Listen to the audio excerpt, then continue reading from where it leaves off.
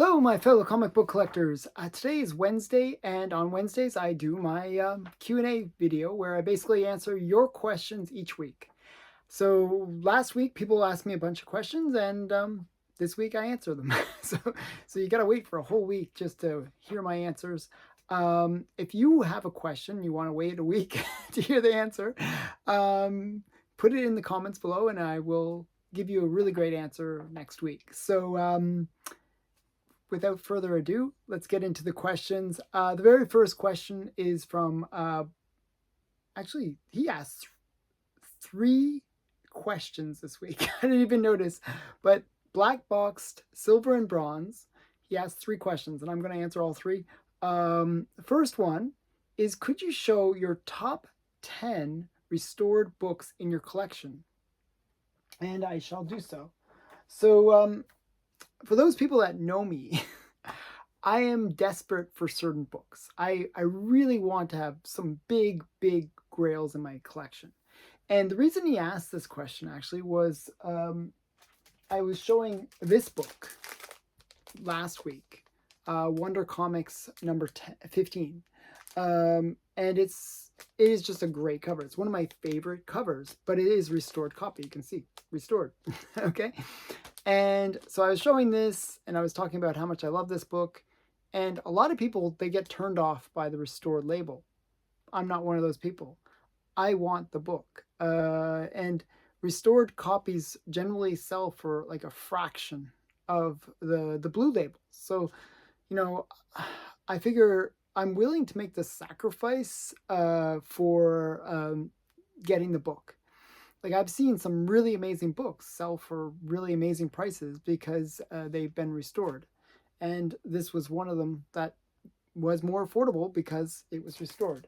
And I'm going to show you the top 10. I actually might have brought more than that.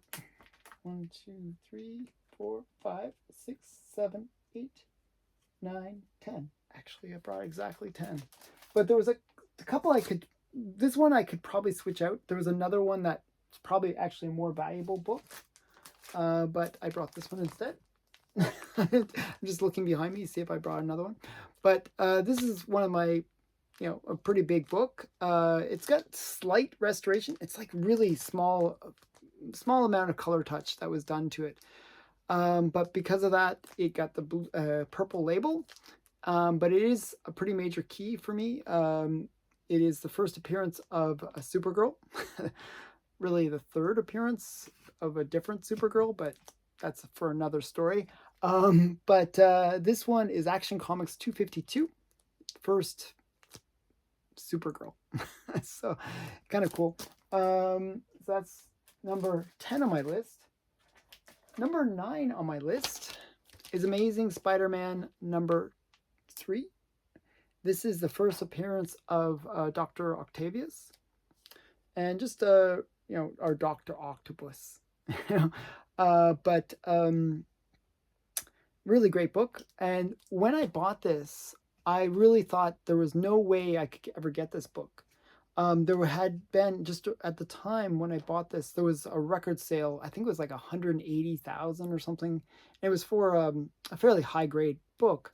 But I saw what the impact would be, that all the lower grades would just go through the roof. And especially, even the entry level books were becoming very expensive. So I figured a purple label and a low grade, and a book that presents well, like if you look at it, it looks actually quite solid for the grade. Like, you can see on the back is where the issue is. See all this? That's the restoration. And it's just like tape and cover seals and stuff like that. So that's the back isn't the greatest, but the front is a pretty nice book. So I saw this as a really great opportunity to get a book that I really wanted. At the time, I was really collecting to get the Sinister Six. I really wanted to have the Sinister Six in my collection. And this was one of the key characters for me to get. And I just thought I wasn't going to get it unless I pulled the trigger on a restored grade. So that's number 9. This one is more of a recent buy. Maybe this year I think I picked this up. This is Batman #3. Lots of #3s in this collection. But this one is the first appearance of Catwoman in costume, and the first time that they actually refer to her as Catwoman. So yeah, so it's kind of a major book. I'm a big Catwoman fan. She's one of my top favorite female characters. And I just really wanted to have that that first costumed appearance of Catwoman. And it's restored grade. But it's a low grade again. It's a 3.0. Funny thing was, there was an auction at Heritage a few months after I had picked this book up that had more restoration and sold for almost twice. It was like, this became a very expensive book. So yeah, this one has color touch, pieces added, staples removed. That's a bad one. And tape on the interior cover. Now the tape actually isn't considered restoration, strangely enough, but the staples removed, you can almost get a qualified grade with that one. So you got to be really careful with staples removed. But definitely this book was another one that presents really, really well. And I really wanted it in my collection. So this is Batman #3. Another book would have been way out of my price range if it wasn't restored. Another book that was going up at the time and then dropped and then went back up now is this one. This is the next one on my list. This is Incredible Hulk 181. First cover appearance, I can say that without having to worry about controversy, of Wolverine. And it's just a really great book. I really identify with Wolverine. Whenever I'm in that situation where I feel like I'm going into battle, I feel like I have to power up with the Wolverine, claws, and I like get all charged up. So I really like Wolverine as a character. And yeah, this is another book. At the time, my price range wasn't as high as it is now. I can, buy a little bit more expensive books now. So buying it restored, I, was another way to save some money. It was, I think I paid $1,000 for this at the time. And, I thought that was a reasonable price. The thing was, I had a choice between the restored copy and one that was missing the Marvel value stamp. And I went with the restored copy. One of the things that was really great was I looked at what the restoration was, and it was just like there's a few little pieces. You can see one right there and one right in here that were just added with glue. Probably could be removed, probably even would keep the 4-5 grade. So that was another reason why I kind of pulled the trigger on this one. I don't really like when the Marvel value stamp is missing. I feel like even though it's slabbed, you can't see it. I just felt like I wanted a complete book. I'd rather a complete book than an incomplete book, even if it has restoration. So yeah, so that was this one. Next on my list, next one is Amazing Spider-Man #1. And this one, actually, I was shocked when I won it. I got it for a really great price. I was super happy. It's a 6.0. Really nice presenting copy. Has a lot of restoration, though. It has pretty much everything done to it. It's like moderate to extensive restoration. But again, because of that, it was a much more affordable book. I paid, I think, 4,000 or 5,000. I think it was around 4. Actually, it might have been less than 4,000. So, really cheap compared to the same book in a blue label, which would have been crazy expensive. Part of the reason I buy restored books is due to the fact that they are affordable. And you can still get really nice presenting books. I'm more about the presentation. Another one that has extensive restoration, next on my list, is Fantastic Four #1. So this is a really great book again. Really one I never thought I would actually own. I just was shocked when I was able to pick this up. I won both this one and The Amazing Spider-Man in the same auction. And I think they were a little under the radar or something. It was an auction where things went a little bit more affordably than expected. Um, so I put just a very conservative bid on this one, and it just happened to win. So this is Fantastic Four #1, again, extensively restored. But again, it presents well. So actually even the back's quite clean. Okay, so that's... this one should have been lower on the list. Actually, this one's cheaper than the other ones. This one should have been lower, actually. I just put it in the wrong spot. This is All-Star Comics #5. This is the first appearance of Hawkgirl. And I like my female characters, so I like Hawkgirl. And, you know, I wanted to get a Golden Age first appearance. So I was quite excited to get this book. So yeah, again, it was the only copy that I saw. Actually, there was, like, my local comic book shop guy had it. And he had a restored copy as well. I don't know why. Every time I encounter this book, it's always restored. And he, you know, he actually gave me, he was willing to sell it for a reasonable price. And so I went back because I had to buy it with cash. I went back and he had sold it. Somebody bought all of his All-Star comics. And I was like, oh man, I was going to buy a collection from him, but somebody else beat me to it. So yeah, I had to pick it up from Heritage. And, you know, I paid a reasonable price. It wasn't too expensive for the, you know, because it is restored. Okay, now we're getting into the really big books. We get Journey into Mystery, another restored copy.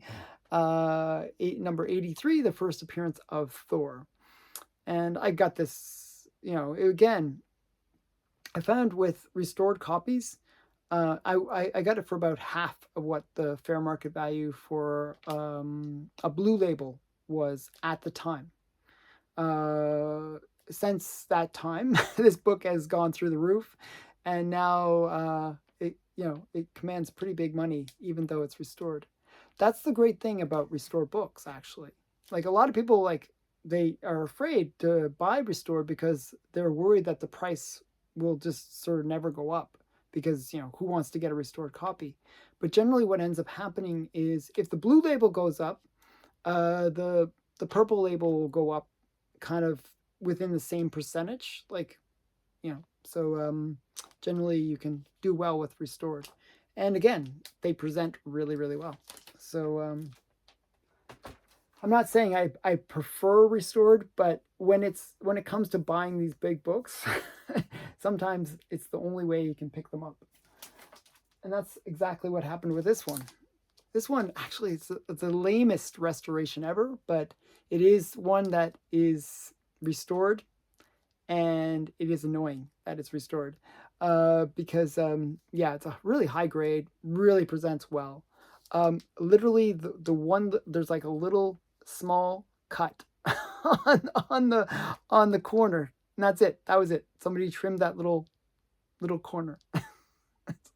That's the restoration. So yeah, it's kind of lame, but you know, so it is restored, but it's barely restored. So yeah, just a really great book. I was excited to get this. I got it for such a great price too. So Sales of Suspense number 39, first appearance of Iron Man. And my last and my biggest book, and this one is still a pretty pricey book, even though it's restored. You know, this would be like $100,000 book if it wasn't restored, like more than 100,000, probably like maybe 150,000. But because it's restored, I was able to get it for a tenth of that price. So this is Wonder Woman #1 in a 7.5, restored. And the restoration, what does the restoration include? Amateur restoration includes small amount of color touch on cover, piece attached, cover reinforced, staples and cover cleaned, all 3 edges trimmed. There's no going back from that. Once you trim the edge, there's no going back. But it is really, really pretty. Too bad they could trim the edges. That's really annoying. But it is what it is. It's just and it presents so well. I just love it. Sure, it goes for a 1/10 of the unrestored copy, but I can enjoy it in my collection and actually be able to afford it. So that's the big thing. Those were my top 10 restored comics, and there's probably a couple others that might be actually more valuable. Like I'm thinking, like my Fantastic Four #5 is a pretty pricey book, and it's also restored. So I was debating about pulling it down as well. Okay, so the next question. So there was 3 questions from Black Box, Silver, and Bronze. Next question, he wrote, I can't believe you took a comic out of the bag and opened it. So he was surprised when I showed the heap in the last last video. And actually the book that I opened up, I don't normally open up my comics, was it's like $1,000 or $2,000 book. So it's actually a pretty big deal for me to actually open it up, because I'm always a little paranoid opening up my comics. And so he was kind of laughing at me for doing that. Can you please remind me the first appearance and cover appearance and the first appearance in their own title? Oh, I actually forgot to bring something. For Miss Fury, Lady Luck, Miss Masque, and Blonde Phantom. Could you also show them if you have them? I think you do. So actually, I didn't bring all the books. I actually left some on the wall. Some of them are still on the wall that are their first title appearance, if that makes sense. Like, for example, Blonde Phantom, I'm not sure if you can see it, is right there. That is her first title appearance. And it's really it's number 12, which sounds weird, but her first appearance was in the book before it, which was number 11. And it was under a different title, and then they retitled it because of her popularity as Blonde Phantom. So her first appearance was in All Select Comics, and it's also her first cover appearance. That's why it's doubly great. All Select Comics number 11. So this is her there. There we go. I was trying to find the angle where the Mylar wouldn't reflect. Just really great. Blonde Phantom is just such a cool character. Pretty much all these characters are very similar in a lot of ways. They're like socialites that decide to fight crime on the side. It's pretty much all of them are that's their character. But still a cool character. I enjoy Blonde Phantom. So yeah, this is All Select Comics number 11. First cover appearance and first appearance of Blonde Phantom. Now there's another book that might have come out at the same time, and I'm still looking for it, so you'll have to stay tuned. Maybe I'll reveal what that book is in a later video when I actually find it. So yeah, so the next one was Lady Luck. And Lady Luck appeared in Smash Comics. So Smash Comics number 42 was her first appearance, which is this book. This is actually not an expensive book. Surprisingly so. You can probably pick it up for $100 to $200 range, depending on the grade. I picked this up for around $100. And it's in a mid-grade. It's like a 3.5. So not too bad. Like not a mid-grade, lower mid-grade, lower grade, but not too bad. So yeah, and Lady Luck, her first appearance on cover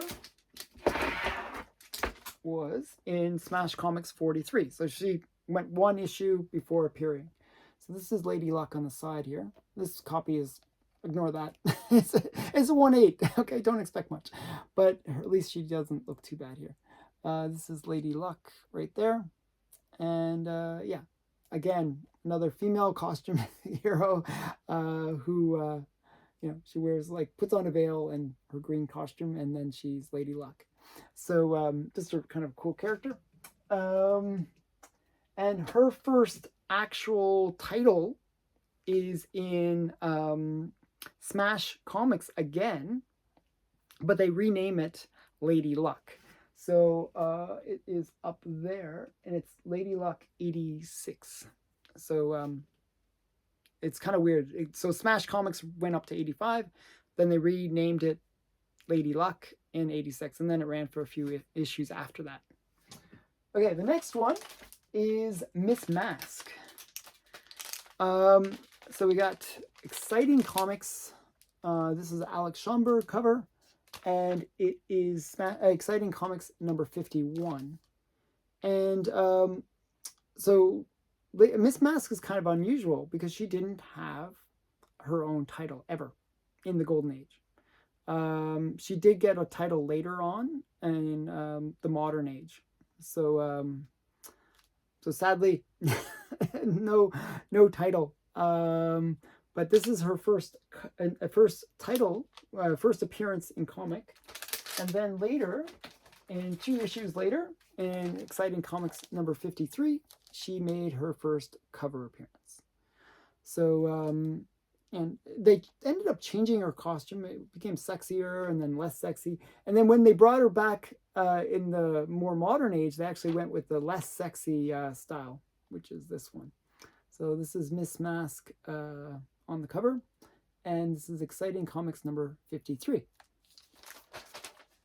The last one is Miss Fury. Now, Miss Fury actually ran before comics. She was like a newspaper character, and then she became a comic character. And so her first comic appearance and her first cover appearance and her first title appearance are all in the same book. It is Miss Fury number 1. Another Alex Schomburg cover. And I really like this cover. I kind of went all out when I bought this book. I got bid up really high. I was surprised how expensive this book went for. This was like $4,000. So fairly expensive book. But it's a really hard one to get. So Miss Fury number 1 is just a really great Alex Schomburg cover. And it's the first cover appearance, and first title for Miss Fury. And yeah, that's all of those characters. Okay, the next question from Black Box Silver and Bronze. I recommend you check out his channel. He actually does some pretty great videos, but he asked me a lot of questions today. So it's kind of funny. But there's other people that ask me questions. I'm just going through his first. The last question was, I've seen your show on Disney Keys, but I don't recall you showing the first appearance of Donald Duck's parental uncle, Ludwig Von Drake. Do you have that one too? If not, up on all your first appearances. I'm not up on all my first appearances in Disney, but I think he had a cameo in Uncle Scrooge 54. His first cover appearance is in a self-titled 1961 Dell 4-issue run.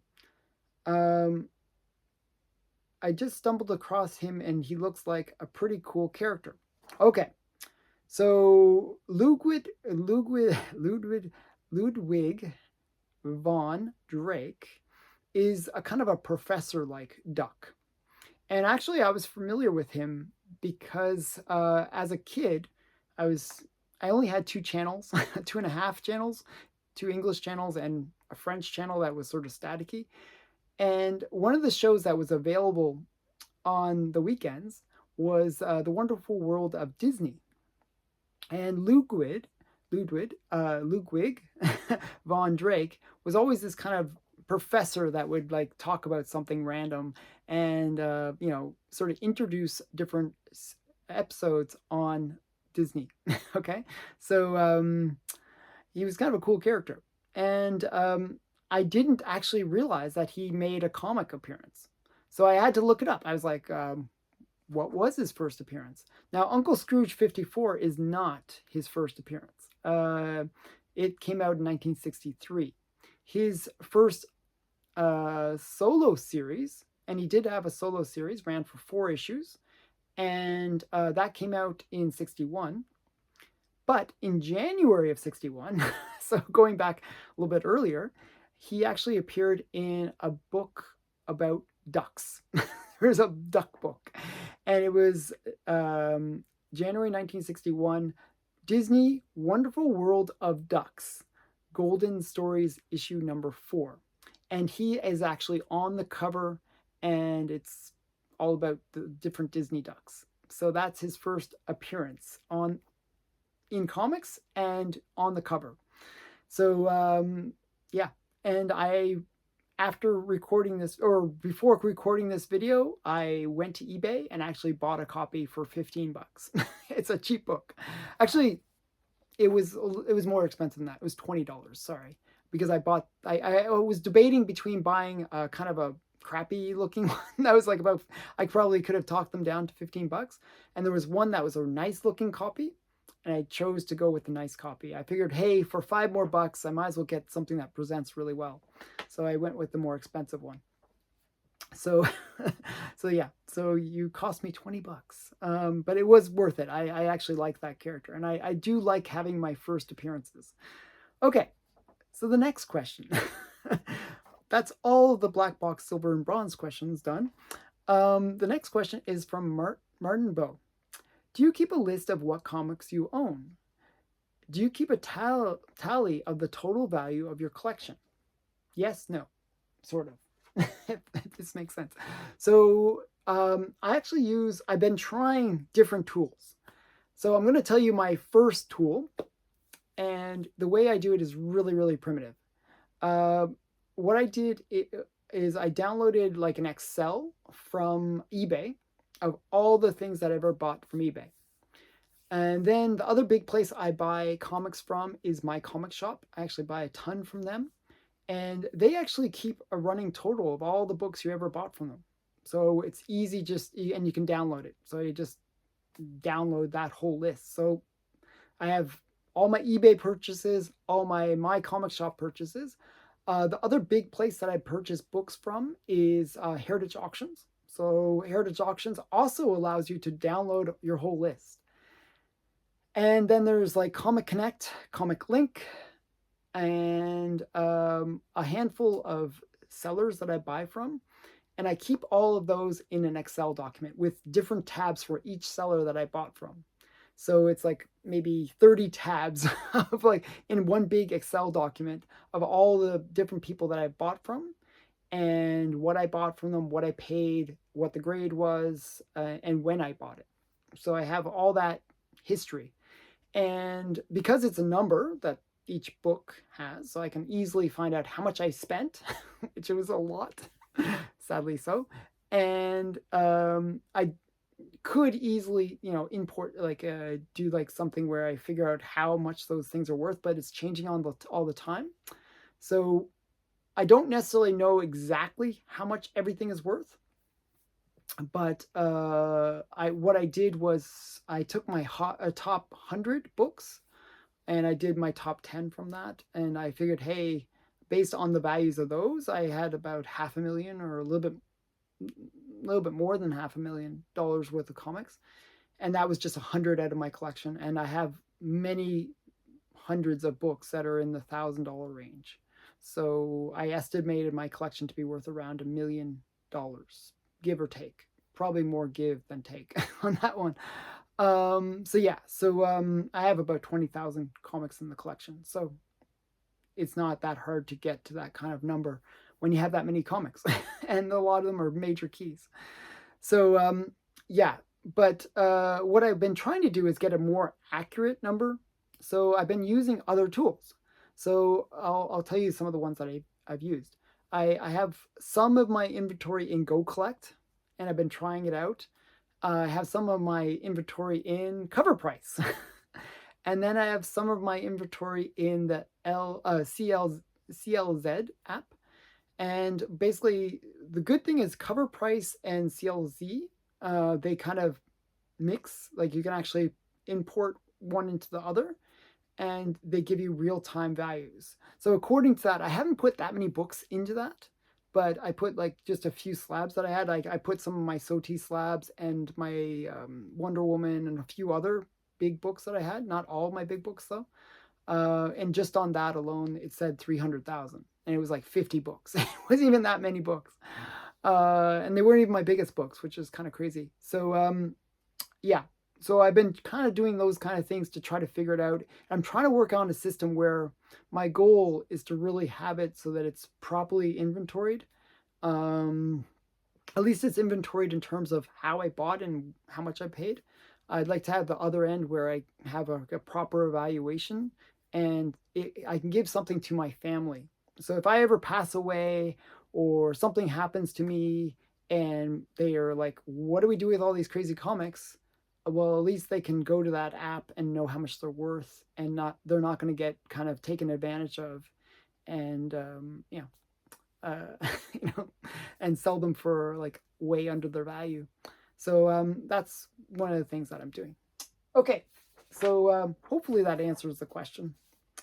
Next question comes from Mike Swintel, and he wrote 2 questions. He gets 2 questions too. Everyone's asking lots of questions, which is great. I enjoy it. I really like when people ask lots of questions, so it's okay. You feel free to ask lots of questions. Um, what do you consider your best trade you ever made for a comic book, if any? And I didn't bring it. Okay, so my friend Mark Olroyd, he had a really cool comic. It's really rare. It's called Creepy Worlds, and it's the reprint for Fantastic Four #1, which I showed in my restored books. Um, it's just a really rare book. Not many copies of this book exist. He had a slabbed copy, a low grade, like a 2.0. And I traded a book that I just happened to have a spare of, an extra copy of. And it was a nice, sweet trade. I had a book that I didn't need, and he had a book that I really wanted, and that's kind of rare and cool. And I thought, hey, this is a great trade. And the book that I gave him was the first appearance of the Wasp, which when I bought it wasn't an expensive book. I bought it way before it went crazy through the roof, so I didn't pay that much for it. And I think he got his book, at a reasonable price as well. So we both kind of felt like we had won on the deal, and we looked at the fair market value, and it was about the same. So it was quite a good trade, and I was quite happy with it. So that was my best trade.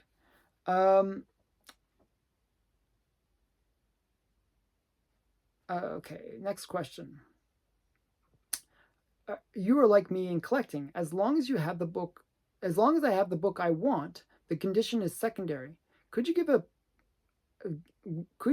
up a personal rating system on what you still accept and not accept if a book has a flaw in some kind of order?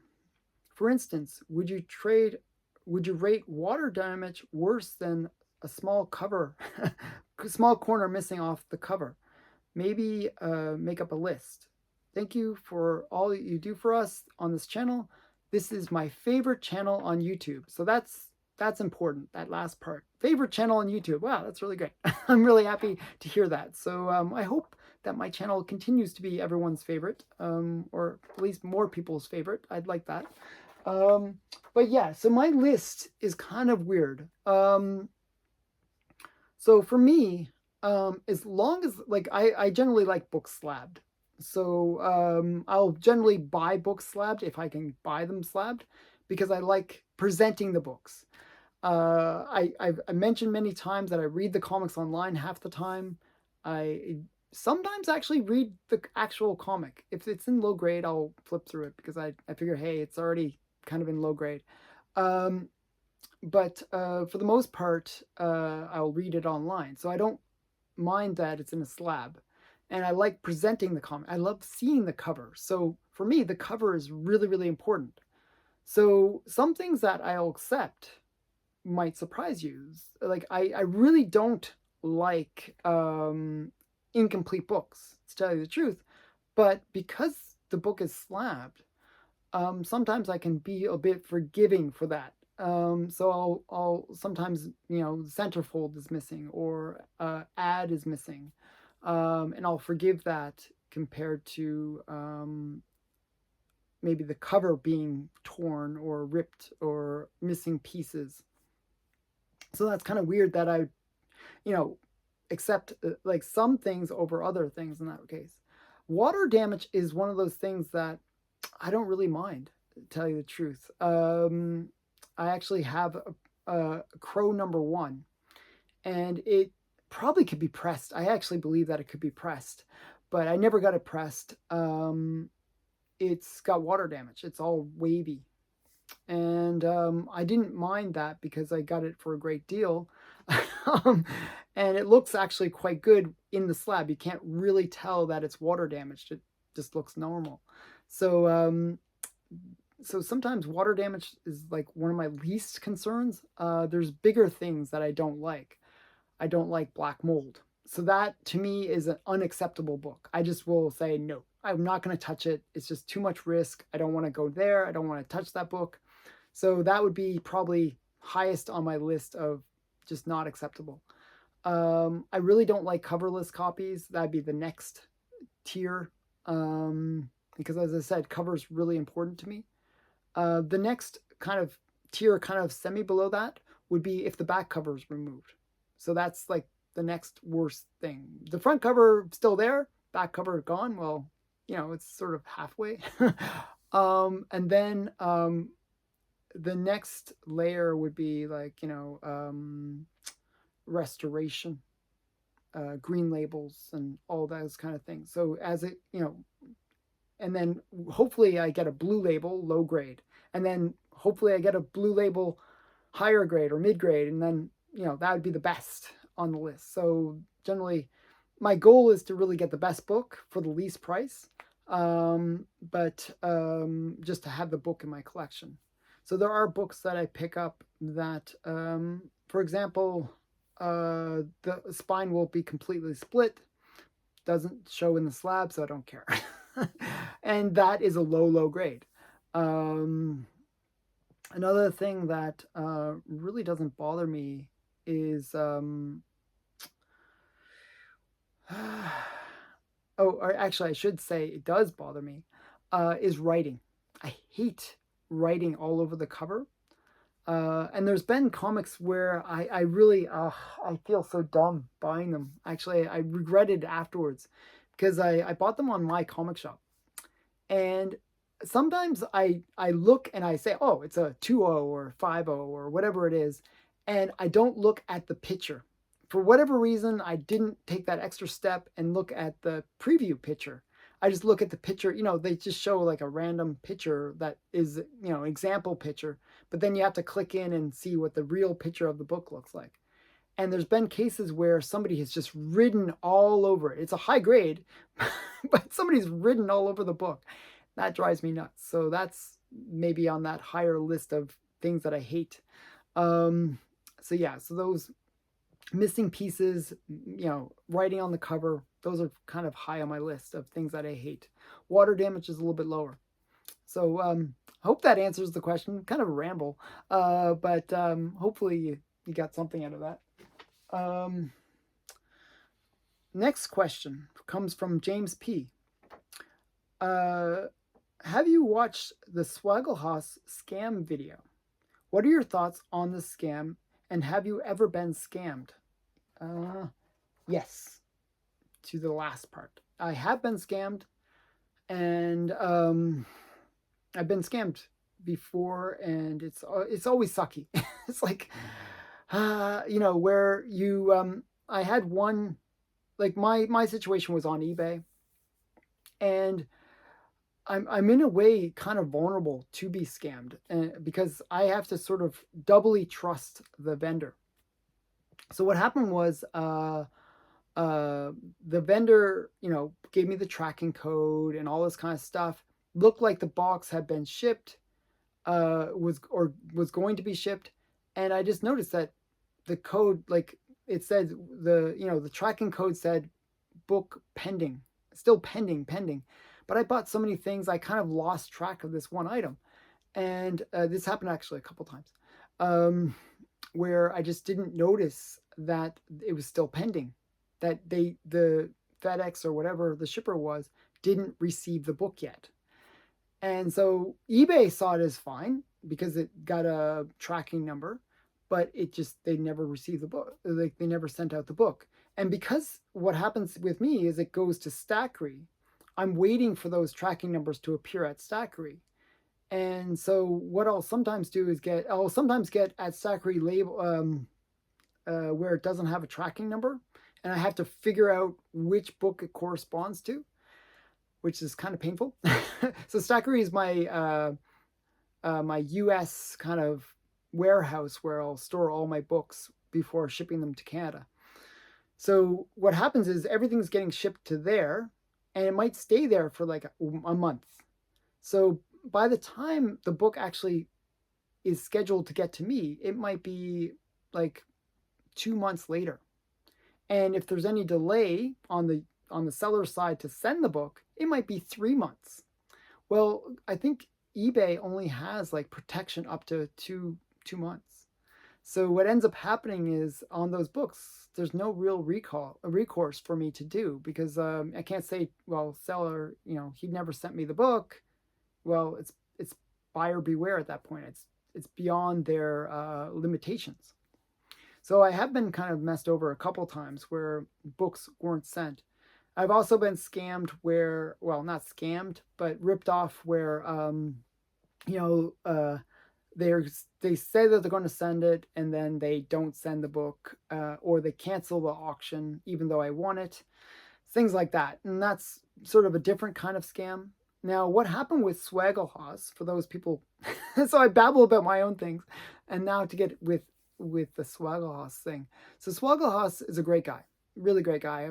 Another guy I'm trying to get on my channel on my Saturday interview. So hopefully he'll want to come on my channel at some point. But Swagglehaus, he is a great guy, and he is like all of us. We're a bit trusting. We have to be. It's a small, tight-knit community. And what happened was there was this not auction, but a guy on Instagram wanted to trade books. And I've seen these people where they have some big book, some Grail book, and you can trade your Grail books for their Grail book. And so Swagglehaus was like, okay, trade with this guy. And he spent a lot of time going back and forth and working out the trade. So it seemed legit. If you're spending that much time with somebody, you feel like, hey, this person has to be legit. They're sending lots of photos. Everything looks up and up. And so Swagglehaus was like, okay, I'll send, he sent the books to the guy, and the guy said, oh, I'm sending my book to you, and here's the tracking number. And it was, as I was describing with my case, where the tracking number it got kind of sent back to the sender. And that's kind of weird, so it went out and then came right back to the sender. So there was a tracking code. It looked legit, but it was kind of weird. And Swagglehaus's books arrived at the sellers. And so the seller's like, oh, wait. No, don't worry about it. Probably there's an error with the shipping name or something, something was mistaked, or there was some mistake that, we can correct, and I'll just resend it to you. Don't worry. It'll get there in a week or so. And he was just sort of delaying things. And, he was like, oh, wait, I didn't get a chance to send it out yet. But he's delaying things, and keeping Swagglehaus on the hook and making it seem legit, like everything's legit. But while all that's going on, he has Swagglehaus's books and he's selling them.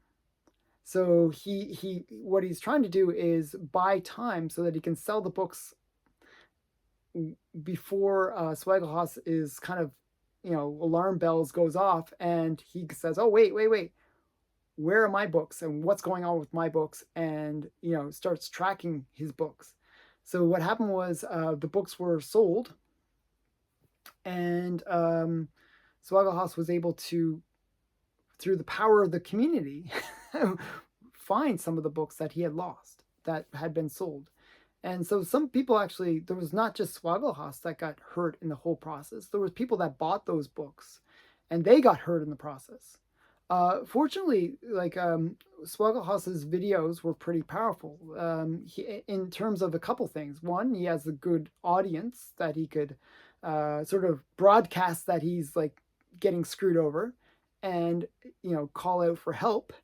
And the other thing that made it powerful was he had photos of his books, and he had the barcode with the tracking for the CGC slabs. He had all that information, which made it much easier to find the books, because often if you're gonna sell books, you're gonna just like, not many people will, as a criminal, I guess, will take the time to crack them out of the slab, and then sell them as raw, because you won't get as much money. You get like half as much money selling a raw comic versus a slabbed version.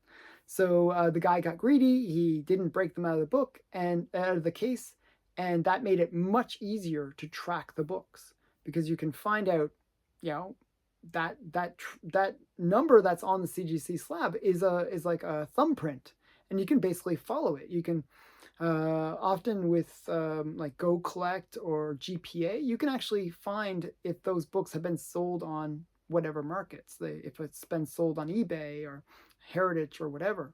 So a lot of these books you can find that way. So they were able to track them down, and that was kind of really cool that they were able to do that. And I actually think that it's important that we, as contributors and channel people, that we really call on the community to to fight against this kind of crime, because it's crime that doesn't just impact us, but it impacts other members of the community. And we have to work as a team almost, protect each other. And I thought that was one thing that I really thought was a silver lining in this whole Swagglehaus situation, was the power of the community. I was really impressed by how many people went to bat for Swagglehaus. I almost felt like it was like, like whenever there's like a kidnapping or something like that, and there's like the hotline, you call in to report the crime, or some tips might come in. Well, that's kind of what happened with Swagglehaus, this thing where people were commenting. People were like, "Oh, I live in that area. I might, because he knew the address of where he sent the book." So, there was a whole bunch of things where they could kind of do a little bit of investigating on the ground. And I think that was just really cool that we have this community of people who kind of look after each other, and I think that's really important. So I think that was kind of the silver lining in this whole story. And it's something that it's part of life, that there are scammers out there, and it's just good that we all work together to fight against those guys. So yeah, but I hope that one negative thing that I kind of worry about is, I hope that trust doesn't get lost in the process. Always be wary, but there has to be some trust within the community as well. So I hope that that doesn't get lost in this whole thing. Okay, so that were my thoughts on that story. My last question is not really a question, and I kind of left this to last, and it actually was last anyways, but I left it to last because it's a bit of a controversy. So every so often with my channel, and I always get into trouble. And I kind of wanted to leave this one to last for that reason, because not many people will make it to this 48 minutes. Oh my goodness, I've been babbling for that long. But if you make it all this way, you get to get this bonus question. That's not really a question, but I'm going to give a great answer to it anyways. Sometimes I get on my channel, people will react to things. I buy controversial books. I like controversial books. For example, I have the Disney book where they use the N word like 1,000,000 times. I think it's the funniest thing, and some people get offended by that. Or I have the Hensi book, which has like, the girl that loved the swastika. I think that's a cool book. Now, one book, I didn't even think of it as being controversial. And I showed this book last week, and I was like, this is not controversial. I didn't think anything of it, but I'll show it to you. And I got to take it out of the plastic because I want to show it to you properly so you can see this book. And then I'll get into the question, or what the person wrote. Is this book. This is a Lou Fine. I was talking about Lou Fine last week. And there's the spirit and his sidekick, Ebony. And so when somebody saw this, they got triggered. They got, oh, you can't do that. So he wrote, and this is Joshua Clark. I'm doxing him a bit. Sorry, I'm just writing what he put his name out there. That spirit number 1 is cringe AF, and you can figure out what AF means. So his issue is probably Ebony. At least I think that's what his issue is. I'll let him defend himself in the comments if he sees this. But a lot of people think, oh, okay, look at this black guy. He's got the big lips and he's kind of cartoonish looking. Oh, they're making fun of black people. Oh, that's so bad. Oh, the racism. And that's what happens. People look at things the wrong way. So this character, Ebony, is a cool character. He's the Spirit's sidekick, and he's kind of helps Spirit, just kind of like Robin helps Batman. He is the sidekick. Now, the thing that people don't realize about the Golden Age is sidekicks were always caricatures of people. So they didn't look like the standard, character. Like if you look at the Spirit, let me zoom in on him. He looks kind of like a normal guy. He's well drawn, kind of normal looking. Well, the sidekick, and I'll zoom in on him, they accentuate the features of the character. So black people, they do have bigger lips. Well, they accentuate that or over exaggerate it. It's just what they do with sidekicks. Okay, so I'm going to show you an example. And it's not just black characters that they did this with. It's not black thing. Okay, I'm going to show you another character. And this is a white character. His name is Wuzu, or Wuzu, Wuzzy? Wuzu? Okay, something like that. This guy, he is the sidekick for Plastic Man. Now, Plastic Man is a little bit cartoony too, but if you look at his face, he's kind of normal looking, very normal looking. But his sidekick, his nose is like exaggerated. His face is kind of like almost like looks like Play-Doh. It's kind of like cartoonish, very cartoonish, character-like of a person. And his head is like, his top of his head's like really, really small. It looks like he has no brain. And you could say if he was black, they would say, oh, they're making him look dumb. They're making him look, and they would be all offended by it. But because it's a white character, nobody takes offense to it. Okay? And I'll give you another example of him. This is a better facial example. See how his head's all distorted and cartoonish. And this is normal. This is the way that they would depict characters in the Golden Age. Like the main character guy was kind of normally drawn, and the sidekick was kind of cartoonish. And often they like to have black characters as sidekicks, not because they thought less of black people or anything like that. It was because they wanted to have more inclusive. They actually wanted more inclusion, so to bring black readers into the book. It's the same thing as Robin.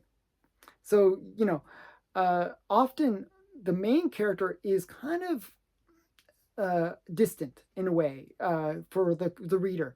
If you're trying to get young readers to read the book, you want a sidekick, and like Robin. So Robin is a character who is like you as a young reader. I can identify with Robin. He's just like me. I could be Robin. And they get into that imagination. Well, these black sidekicks, it's the same thing. They are trying to appeal to young black readers. And so it's like, the funny thing is now it's considered racism, but if you look at the context and look at the way that things were done, it was totally not seen that way. People have a tendency of rewriting history and rethinking about things, or getting offended when no offense is actually intended. And it's a real problem. I find it very annoying, because they really lose the context of history, and they miss out on really important parts of history that actually were about trying to include more readers and really make comics accessible to a greater audience. So yeah, that's my little rant at the end, bonus rant about what that guy commented. And I get those kind of comments every so often where somebody will, like, I'll complain about some element in comics that I don't like, that I think isn't really achieving anything useful in comics, and I'll get these kind of woke people that will, come onto my channel and just destroy my channel. And usually my views go down for about a week. I get penalized by YouTube, and it's just so painful. Like, and I'll lose like a whole bunch of subscribers, and it's really frustrating because, if you look at things with non-racial lenses and just sort of look at it for what it is, often you'll realize that things are not as bad as they seem. Really not as bad as they seem. And sometimes people gotta kind of relax a bit more and just enjoy the comics. So that's my 2 cents. I hope you enjoyed it. I hope you enjoyed my other questions. And if you have any questions, or if you have any comments or feedback about what I've said, please leave it in the comments below, and I'll gladly respond. Thank you for watching. Bye.